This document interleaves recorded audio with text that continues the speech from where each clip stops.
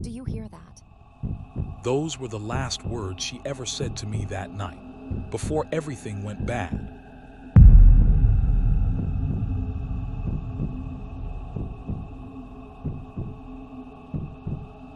I was 24 at the time, living in a small coastal town where the smell of salt water never really left your clothes. My apartment was barely a 15-minute walk from the shoreline, and most of my life revolved around the ocean. Surfboards on the wall, wetsuits drying on the balcony. If you shook my sneakers, you'd probably get a mini sandbox out of them. My closest friend, Marco, was both loud, social, and just as reckless as I was back then. It was early June, a warm Saturday night, and we had been buzzing with that restless energy that comes with being young and convinced nothing bad could happen to you.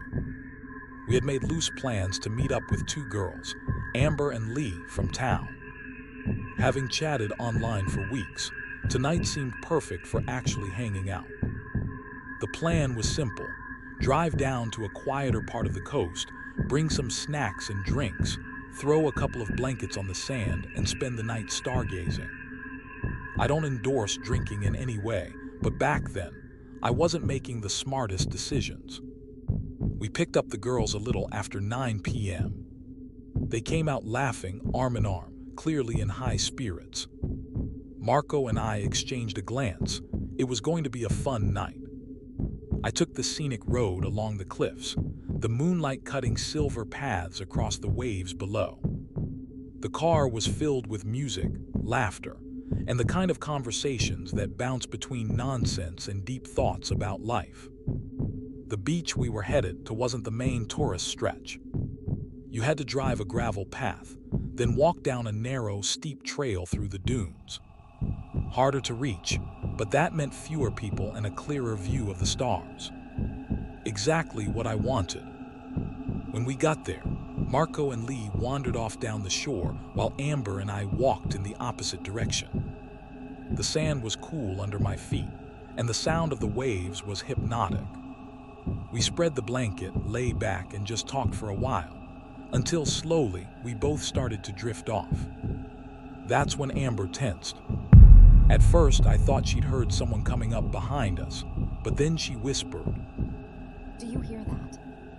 I listened, really trying to focus beyond the rhythm of the surf. At first, nothing, then a faint buzzing, almost like a mosquito in the distance, except steadier. It wasn't getting closer exactly, but it was moving. Then, just as suddenly, it faded.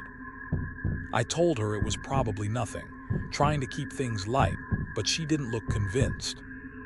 I turned my attention back to her, pulling my hoodie from the sand and slipping it on. That's when she suddenly pointed upward and let out a sharp gasp. I followed her gaze. At first, all I saw was the bright white disk of the moon. Then, as my eyes adjusted, I realized there was a shape outlined against it, small and hovering. It was a drone. It hung there for what felt like forever before shooting off into the darkness, vanishing without a trace. My stomach dropped. That's when it hit me. That sound earlier was the drone watching us. Amber looked shaken, and honestly, so was I. We packed up and started heading back to the car. When we got there, Marco and Lee were already waiting, leaning against the hood. I explained what we had seen, and just like that, the energy for the night was gone. The girls didn't want to go straight home, saying they didn't feel safe. None of our parents were the type to be cool with late-night visitors. But then I remembered, our friend Jake lived in a big house with parents who barely paid attention. Perfect hideout. We called him, and he said to come over. I pulled into his driveway, and the others headed for the door while I stayed in the car for a minute, needing to breathe and process. I grabbed my phone, which I hadn't checked since the beach. One notification sat on the lock screen.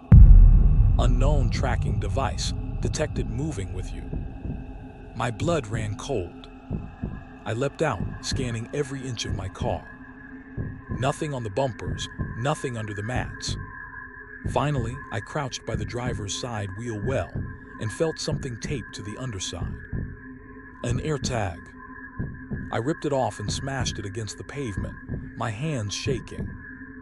Whoever had flown that drone had also planted this, meaning they knew exactly where we were.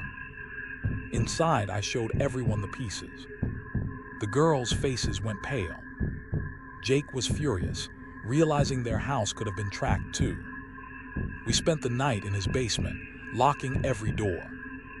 The next morning, we each went our separate ways, the events of the night before still fresh in our minds.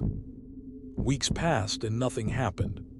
We started convincing ourselves it was just some creep messing around. But then one Sunday morning, Jake called me in a panic. When I got to his house, he handed me an envelope. Inside were photographs. Grainy but unmistakable, Amber and I on the beach that night, lying on the blanket. I called Amber to inform her, and we all decided to report the incident to the police. They dusted the photos for prints and came up empty. Amber was terrified of blackmail, and I couldn't shake the image of that drone hovering silently above us. Weeks passed, each one of us frightened and opting to minimize outside movements. Luckily, nothing more ever came of it. But I know somewhere, someone still has those pictures. And every time I go to the beach now, I can't help but scan the sky.